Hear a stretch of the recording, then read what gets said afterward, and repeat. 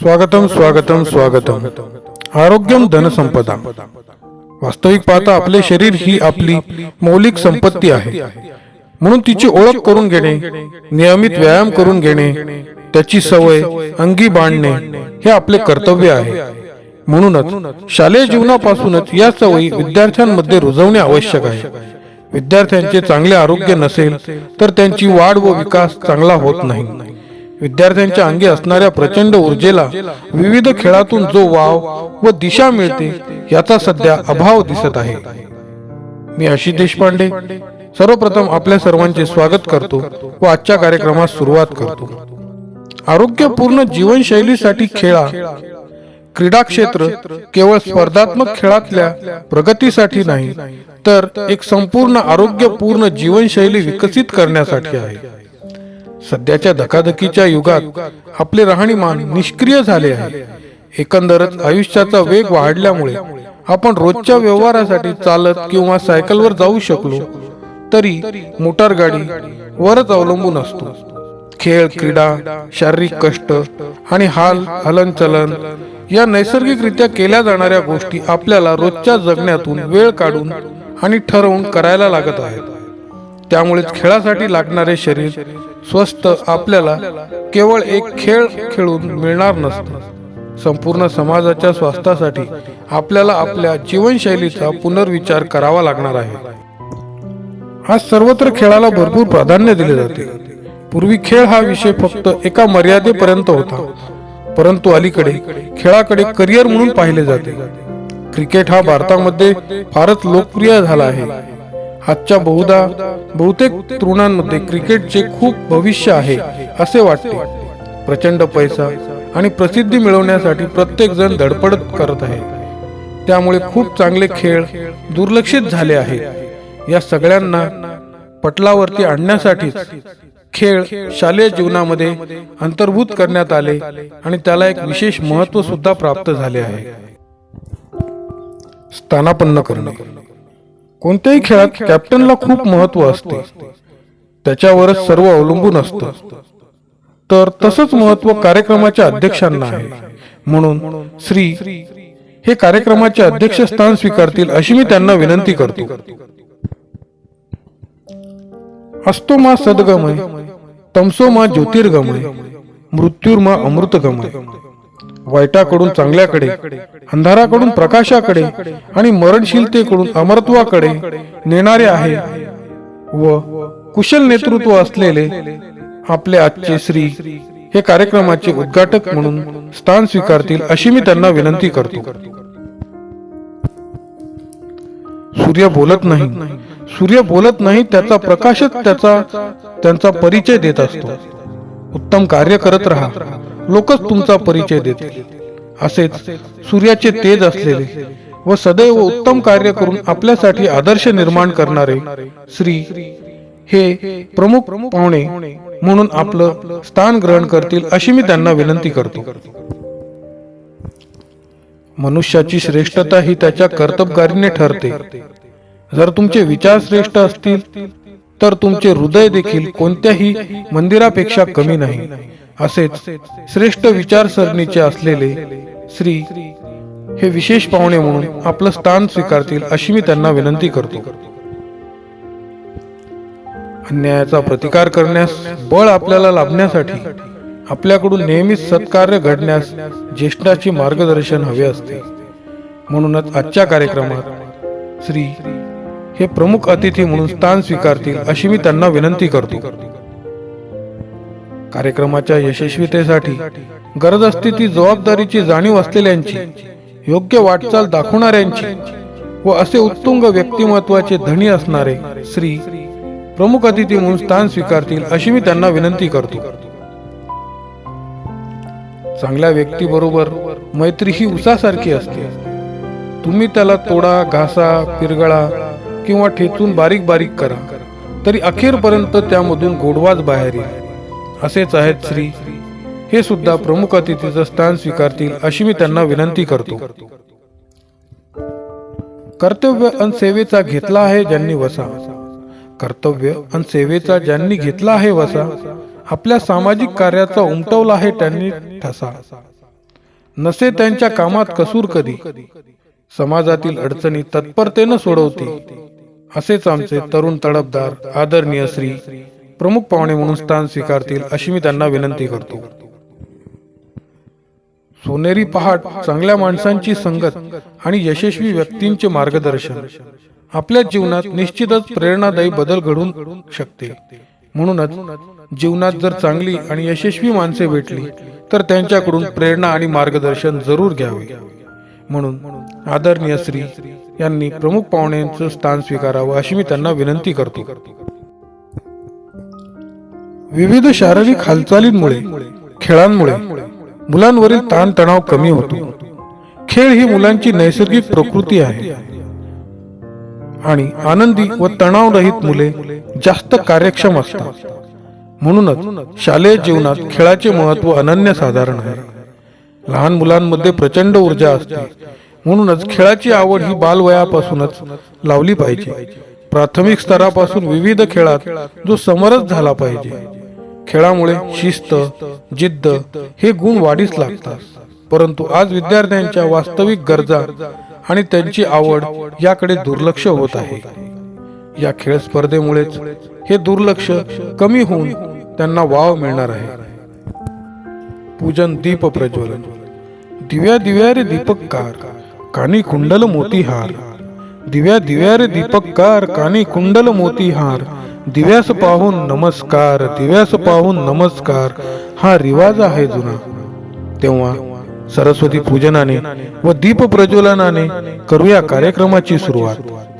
आजच्या कार्यक्रमाचे अध्यक्ष, प्रमुख पाहुणे, प्रमुख अतिथी व उपस्थित मान्यवर यांना मी विनंती करतो की त्यांनी सरस्वती पूजन व अंधाराचा नाश करण्यासाठी दीप प्रज्वलन करावे.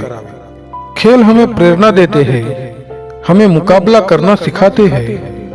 हार पर जीत हमें ताकतवर बनाते हैं. हम ऐसे करते हैं क्योंकि हमें खेल से प्यार है. खेल के बिना हमारा जीवन बिल्कुल अंधकार है. हम सब कुछ बलिदान करते हैं हमारी टीम के लिए, क्योंकि एक चैंपियनशिप हमारा एकमात्र सपना है, हमारा एकमात्र सपना है. स्वागत. पुष्पगुच्छ. आयुष्य जरी एका दिवसाचे, काम त्याचे लाख मोलाचे. सुखदुःखात असतो सोबती, फुलांची ही थोर महती. घेऊ शिकवण आपण फुलांकडून, सुख दुःख वाटू सर्व मिळून. आयुष्यात असेल आपल्याही सुगंध, दृढ होतील ऋणानुबंध, दृढ होतील ऋणानुबंध. आजच्या पाहुण्यांचं स्वागत करणं आपल्यासाठी भाग्याचं आहे. आजच्या कार्यक्रमाचे स्वागत हे आपण या ठिकाणी घेणार आहोत. आजच्या कार्यक्रमाचे अध्यक्ष यांचं स्वागत हे करतील अशी मी त्यांना विनंती करतो. आजच्या कार्यक्रमाचे प्रमुख पाहुणे यांचं स्वागत हे करतील अशी मी त्यांना विनंती करतो. याप्रमाणे इतर मान्यवरांचं स्वागत आपल्याला करून घ्यायचं आहे. स्वागत गीत. अतिथी देवो भव. म्हणूनच फक्त पुष्पगुच्छाचं स्वागत पुरेसं ठरणार नसल्याने शब्द सुमनांनी स्वागत करण्यासाठी येत आहेत. यानंतर स्वागत गीत होईल.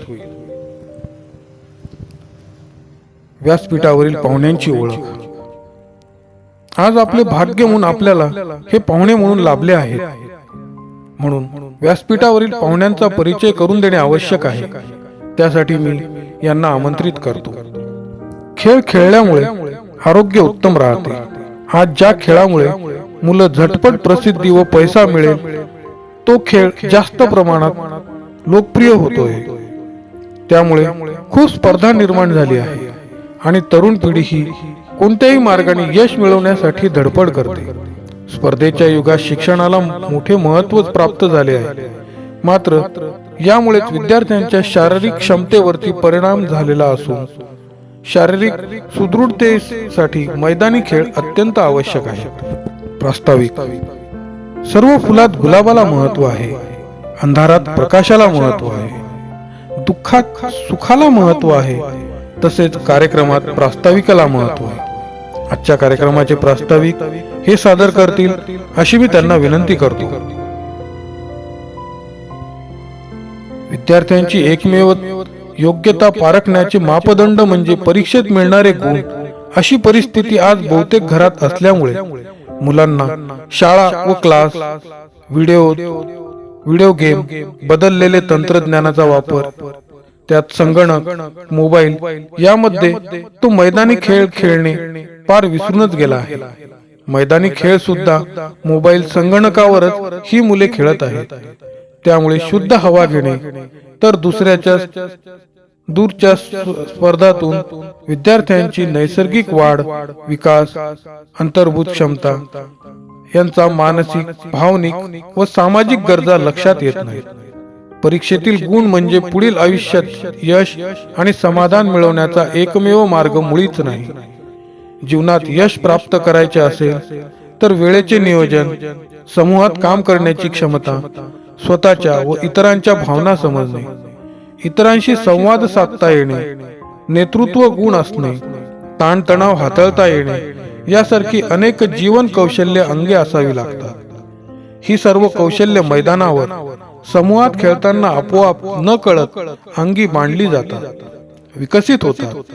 तसेच जिद्द, चिकाटी, मैत्री, विश्वबंधुता भावना, खेळाडू वृत्ती यासारखे गुण मैदानावरच खेळ खेळताना विकसित होत असतात. याबरोबरच व्यक्तिमत्व विकास करणारे अनेक इतर सामाजिक गुण देखील विद्यार्थी न कळत आत्मसात करतात. म्हणून शालेय जीवनात खेळाचे महत्त्व अनन्यसाधारण आहे.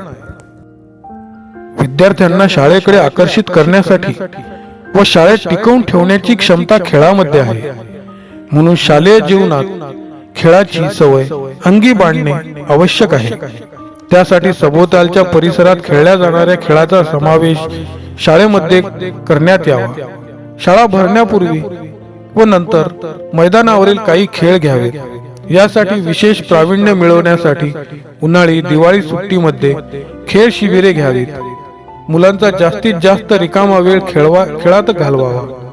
कारण आज बहुतांशी घरात मुले खेळण्याचे म्हटलं तरी त्यांची पालक परवानगी देत नाहीत.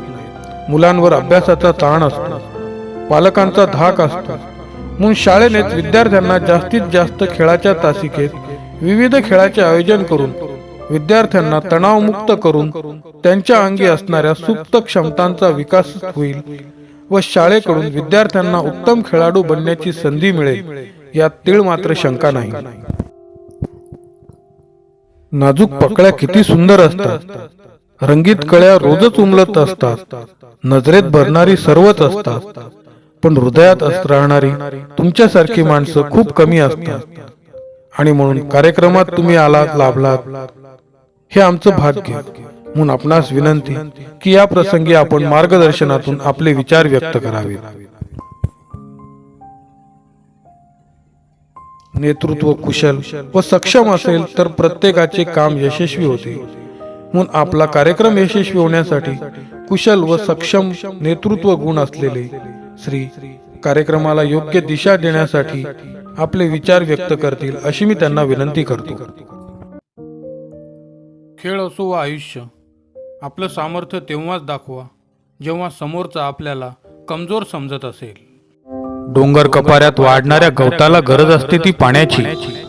बोलके करण्यास हवे असते ते संभाषण, आधारासाठी हवे असते ते आश्वासन आणि योग्य दिशा मिळण्यासाठी आवश्यक आहे मार्गदर्शन. म्हणून आजच्या कार्यक्रमातील प्रमुख पाहुणे यांना मी या प्रसंगी मार्गदर्शन करावे व आपले विचार व्यक्त करावेत अशी मी त्यांना विनंती करतो. हरलात तरी चालेल, फक्त जिंकणारा स्वतःहून म्हटला पाहिजे. हा खेळ आयुष्यातील सर्वात कठीण खेळ होता. अध्यक्षीय भाषण. कितीही केलं तरी वाळवंटात आणि समुद्रात पीक घेता येत नाही. आपल्याकडून भरपूर घेण्यासारखं आहे पण घेता येत नाही. विरोधी गटालाही पटवून देण्यासारखं आपल्यातील कौशल्य कितीही तणाव असला तरी चेहऱ्यावर त्याचा लवलेशी न दिसता अविरत काम करत राहणं, सदैव मदतीला तत्पर. गुण विशेष लिहायला शब्दही अपुरे पडतात. गुलाब उमलतो नाजूक कळ्यांवर, गवत झुलते वाऱ्याच्या झोतावर, पक्षी उडतो पंख्याच्या जोरावर, माणूस जगतो आशेच्या किरणावर आणि कार्यक्रम फुलतो अध्यक्षीय भाषणावरती. तर आजच्या कार्यक्रमाचे अध्यक्ष हे अध्यक्षीय भाषण सादर करतील व सर्वांना मार्गदर्शन करतील अशी मी त्यांना विनंती करतो. बालवयापासूनच नियमितपणे खेळ खेळण्याची गोडी लावल्यास त्यातून उत्कृष्ट क्रीडापटू तयार होतील. म्हणून शालेय वेळापत्रकातील खेळांच्या तासिकेचा खेळ घेऊन आपण उत्कृष्ट क्रीडापटू घडवून नियमितपणे खेळ घेऊयात. नियमितपणे दीर्घकालीन येणारी मानसिक आणि शारीरिक कणखरता ही आयुष्याच्या प्रत्येक वळणावर व्यक्तीची हक्काची संपत्ती असते. यावरून शालेय जीवनात प्राथमिक टप्प्यावरच शारीरिक शिक्षण दररोज असणे ही विद्यमान व भविष्य काळाची गरज आहे. आपण किती जगतो यापेक्षा कसे जगतो याला महत्त्व आहे. शालेय जीवनातच विद्यार्थ्यांच्या शारीरिक सुदृढता व मानसिक आरोग्य विकसित झाले पाहिजे. आरोग्यविषयक सवयींची जाण असली पाहिजे.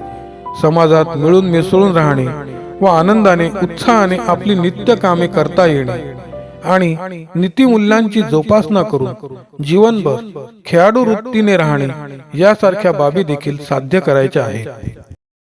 थोडा वेळ नाचल्यानंतर मोर सुद्धा निघून जातात, पण त्यांच्या नकळतही काही मोर पिसे जमिनीवर तशीच पडून राहतात. तसेच आयुष्यातही काही माणसे काही दिवस येऊन जातात आणि आयुष्याच्या वाटेवरती सुखद आठवणी ठेवून जातात. त्यांच्या कृत्याची जाणीव असणं महत्वाचे व आभार प्रदर्शन हेच त्या जाणीवेचं शब्दरूप आहे. आजच्या या कार्यक्रमाचे आभार प्रदर्शन हे सादर करतील अशी मी त्यांना विनंती करतो.